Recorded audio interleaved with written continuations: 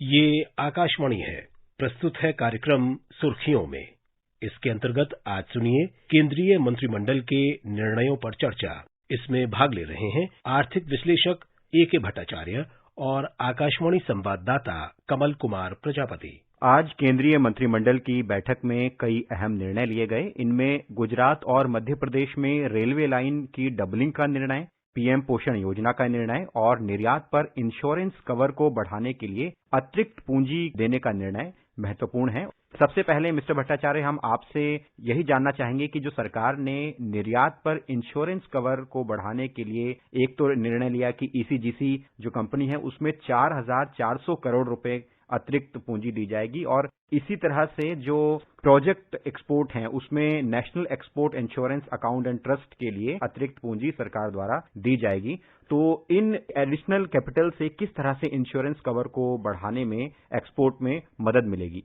देखिए, ये जो नए जो अनाउंसमेंट्स किए गए हैं इसका जो संदर्भ है ये बहुत महत्वपूर्ण है। ये संदर्भ आपका ये है कि हमारे देश की जो निर्यात जो है वो कई सालों से काफी नीचे जा रही थी। नीचे जाने का मतलब वृद्धि दर बहुत कम हो चुका था और करीबन सालाना जो निर्यात हुआ करता था वो $300 बिलियन के करीब आसपास हुआ करता था।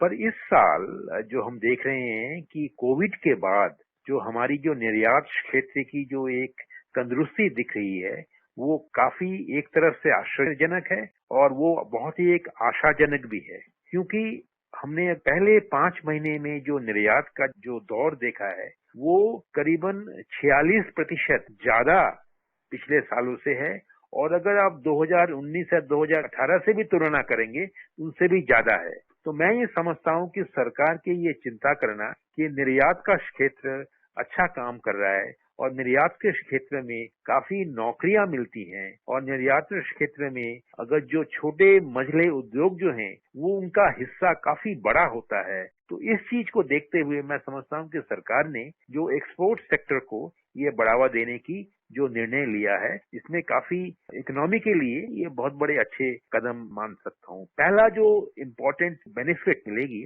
वो है आपका जो एक्सपोर्ट्स में एक होता है रिस्क, वो पेमेंट का रिस्क होता है कि आपने माल भेज दिया, आपने सर्विसेज भेज दिए, आपने अपने लोगों को काम करवा दिया पर उसका पेमेंट नहीं आया।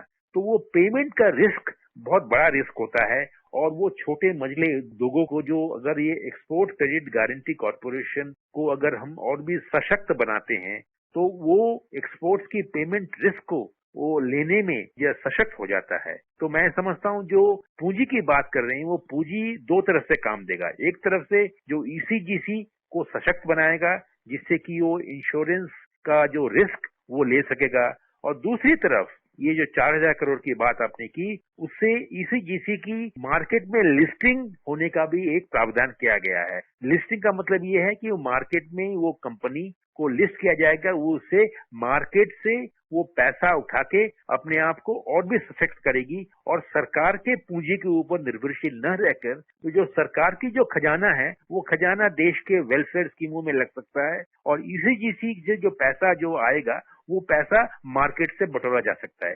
तो ये दो तरफ की जो सुविधा मिलेगी मैं समझता हूँ कि निर्यात क्षेत्र के लिए एक बहुत बड़ा कदम होगा। और दूसरी तरफ ये होगा कि जो प्रोजेक्ट एक्सपोर्ट्स जो है जिसमें आपने जो 1,600 करोड़ की बात की वो प्रोजेक्ट एक्सपोर्ट्स में काफी जो बढ़ावा मिलेगा और प्रोजेक्ट एक्सपोर्ट्स में जो नौकरियों की जो बात होती है, क्योंकि प्रोजेक्ट एक्सपोर्ट्स में ना कि सिर्फ गुड्स जाती हैं पर उसके साथ साथ लोगों को भी एक्सपोर्ट किया जा सकता है और वहां पर जाकर वो प्रोजेक्ट में काम करते हैं, काम करने के बाद फिर वो वापस आ जाते हैं। तो मैं समझता हूँ दोनों जो स्टेप्स जो हैं एक सर्वांगीण या सार्विक दृष्टिकोण से देखें तो निर्यात क्षेत्र के लिए एक बहुत ही ठोस कदम माना जा सकता है। केंद्रीय मंत्री पीयूष गोयल ने भी एक आंकड़ा बताया कि किस तरह से बीते 6 महीनों में एक रिकॉर्ड निर्यात दर्ज किया गया है और उन्होंने कुछ योजनाओं का भी जिक्र किया, जैसे पीएलआई स्कीम है वो 13 उद्योग क्षेत्रों के लिए लाई गई और इसी तरह से जो टैक्स की जो रिबेट का बकाया है उसको पूरा करने के लिए सरकार ने इसी वित्त वर्ष में पूरा करने का निर्णय लिया है। तो अब ये इंश्योरेंस कवर का निर्णय, तो आपको क्या लगता है कि इससे देश की अर्थव्यवस्था में एक गति देने में, उत्पादन को गति देने में और निर्यात को बढ़ावा देने में किस तरह से मदद मिल रही है? देखिए, जो PLI स्कीम जो है वो इसी वक्त एक्सपोर्ट्स में इतनी जल्दी उसकी जो प्रभाव नहीं देखेंगे, क्योंकि प्रोडक्शन लिंक्ड इंसेंटिव स्कीम एक लॉन्ग टर्म असिस्टेंस है। वो पहले इन्वेस्टमेंट होगा, इन्वेस्टमेंट समय लेगा, वो 2-3 साल में इसका फल क्या देखेंगे वो मालूम पड़ेगा। पर जो एक्सपोर्ट रेमिशन स्कीम के लिए और एक्सपोर्ट स्कीम्स की जो 56,000 करोड़ की जो ड्यूज क्लियरेंस का जो ऐलान किया गया है, मैं समझता हूं कि वो जो एक्सपोर्टर्स के लिए बहुत मदद मिलेगी उन्हें, क्योंकि जैसे मैंने कहा कि हमारे देश में निर्यात क्षेत्र जो है उसमें 40 से 45% का जो निर्यात जो होता है वो MSME सेक्टर एक्सपोर्ट्स में काफी हिस्सा लेती है, और ऐसे कदमों से मैं समझता हूं कि उनकी जो आर्थिक क्षमता को वृद्धि मिलती है और उनको और भी निर्यात करने में एक हौसला बढ़ता है। सरकार ने मिस्टर भट्टाचार्य अभी जो पीएम पोषण योजना का एक निर्णय लिया आज कैबिनेट ने, उसमें 11,20,000 स्कूलों के बच्चों को दोपहर का भोजन देने का एक प्रावधान है। हालांकि मिड डे मील योजना में इस तरह की व्यवस्था है, लेकिन सरकार ने निर्णय लिया है कि इस योजना को पीएम पोषण योजना से और विस्तार दिया जाए और इसमें 1,31,000 करोड़ रुपए खर्च होंगे। तो किस तरह से जो पुरानी योजना है उसको और विस्तार देने में और नए सिरे से बच्चों को लाभ देने में इस योजना से फायदा होगा? देखिए, ये जो मिड डे मील या पोषण स्कीम जो है, इसकी जो असली जो सफलता है कि स्कूल में जो एक ड्रॉप आउट रेट होता है या स्कूल में बच्चे आने की जो एक इंसेंटिव है वो कम हो जाती है। क्योंकि क्या होता है कि 10-11 साल के बाद हमारे देश में जो गांव में, कस्बों में क्या होता है कि जो बच्चे को स्कूल नहीं भेजा जाता है, क्योंकि अगर वो काम में लग जाए उसको पैसे अर्जन करेंगे, पैसे मिलेंगे उसे, तो स्कूल में अगर जाएगा तो अगर पोषण के लिए या मिड डे मील के लिए खाना मिलेगा, उससे बच्चों की शिक्षा लेने में जो एक इंसेंटिव होती है वो मैं समझता हूँ स्कूल में ड्रॉप आउट रेट कम होने में काफी एक कंट्रीब्यूशन रहेगा, और उससे हमारे देश में जो एजुकेशन और स्किलिंग की जो एक बहुत सख्त जरूरत है, गैप जो है, उसको भी पूर्ण करने में सहायता मिल सकती है अगर हम हमारी स्कूलिंग और जो शिक्षा व्यवस्था जो है उसको हम वोकेशनल एजुकेशन की तरफ और जोर से जल्दी ले जा सके।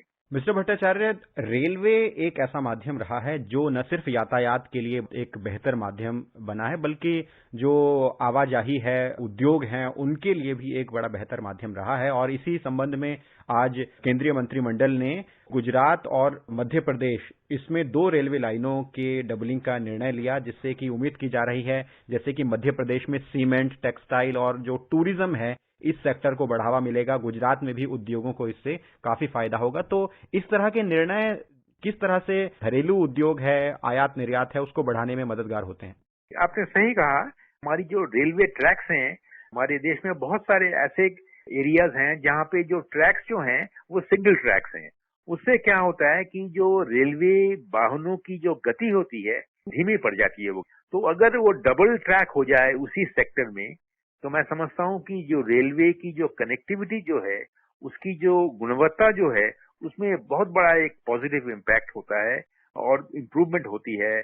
रेलवे की जो एवरेज स्पीड जो होती है फ्रेट ट्रेन की ज्यादातर, तो अगर आप डेडिकेटेड फ्रेट कॉरिडोर के साथ ये डबलिंग ऑफ ट्रैक्स अगर कर सकते हैं, तो मैं समझता हूँ कि डोमेस्टिक ट्रेड, और क्योंकि ये इलाका गुजरात का इलाका ज्यादातर पोर्ट्स के साथ मिला हुआ है, तो निर्यात में भी इसका एक अच्छा असर दिख सकता है।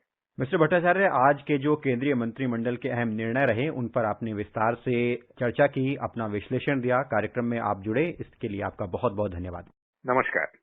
अभी आप सुन रहे थे केंद्रीय मंत्रिमंडल के निर्णयों पर चर्चा। इसमें भाग ले रहे थे आर्थिक विश्लेषक A.K. भट्टाचार्य और आकाशवाणी संवाददाता कमल कुमार प्रजापति। ये कार्यक्रम आकाशवाणी के समाचार सेवा प्रभाग द्वारा प्रस्तुत किया गया। इसे आप हमारे mobile app news on AIR और YouTube channel news on AIR official पर भी सुन सकते हैं। इस कार्यक्रम के संबंध में अपनी प्रतिक्रिया आप हमें ईमेल कर सकते हैं। पता है airnsdtalks@gmail.com। ये कार्यक्रम फिर से सुनने के लिए लॉग ऑन करें हमारी वेबसाइट newsonair.nic.in।